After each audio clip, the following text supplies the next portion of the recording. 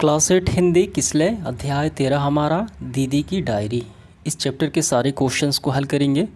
देखिए ये एक गद्य है जिसमें डायरी लेखन की जिक्र किया गया है।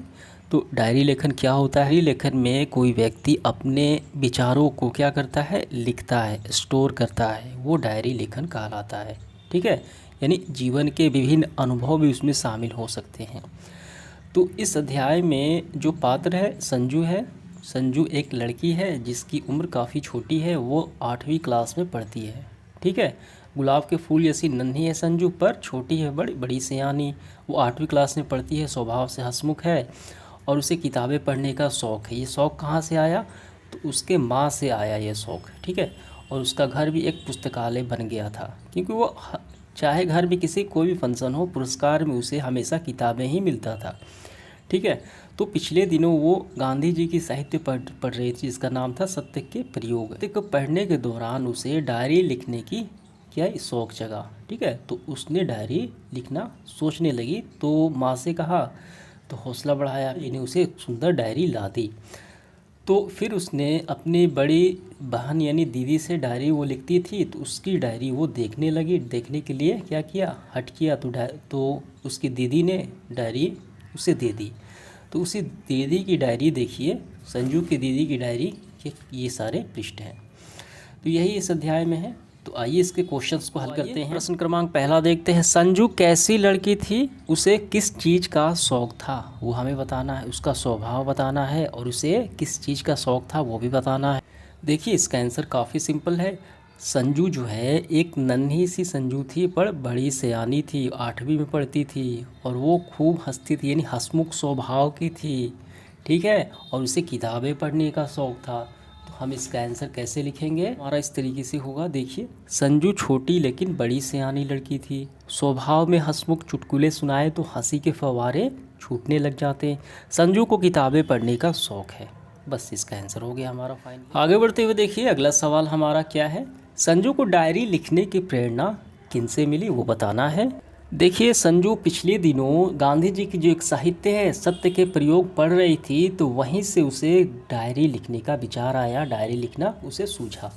ठीक है, तो यानी प्रेरणा मिला। तो हम लिखेंगे संजू को डायरी लिखने की प्रेरणा गांधी जी के साहित्य सत्य के प्रयोग पढ़ने से मिली, जिससे वह डायरी लिखना प्रारंभ किया। समझ में आ गया? तीसरा सवाल, सत्य के प्रयोग पुस्तक के रचयिता कौन है? अभी हमने देखा, तो आपको लिखना है महात्मा गांधी। अब इसके बाद देखिए आगे पाठ से आगे, हालांकि परीक्षा के दृष्टिकोण से नहीं है फिर भी समझिए।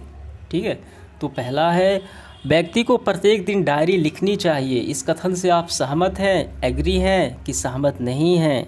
ठीक है, वो बताना है हमें। इसका आंसर देखिए कैसे लिखेंगे।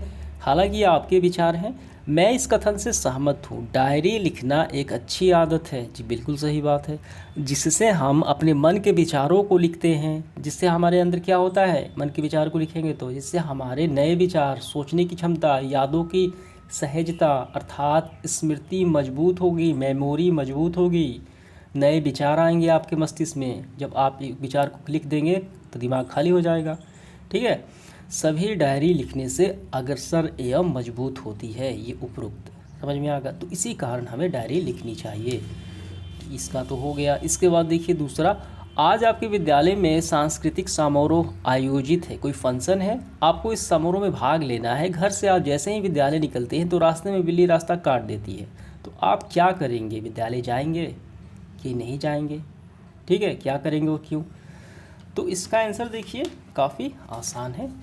हम लिखेंगे मैं निश्चित ही विद्यालय जाऊंगा। बिल्ली के रास्ता काटना बुरा संकेत, पुरानी मान्यताएं हैं जो मैं नहीं मानता या मानती। मुझे अपने विद्यालय में के सांस्कृतिक समारोह पर ध्यान देना चाहिए और जल्दी विद्यालय पहुंचना चाहिए।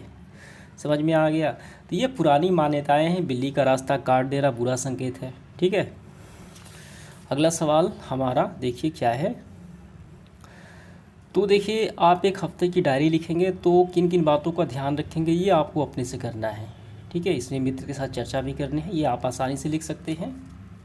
इसके बाद प्रारंभ होता है ग्रामर व्याकरण। देखिए क्या है, यहाँ पे सजाना क्रिया है, तो सजाना से बन गया सजावट, भाववाचक संज्ञा बन गया। ठीक है, सजाना से सजावट, तो लिखना से लिखावट, मिलाना से मिलावट, बनाना से क्या होगा, बनाना से होगा बनावट। ठीक है, अब चढ़ना से चढ़ाई, पीसना से पिसाई हो गया। काफ़ी सिंपल है, तो इस तरीके से हमको लिख लेना है। समझ में आ गया? तो हमारा सेशन समाप्त हुआ। धन्यवाद।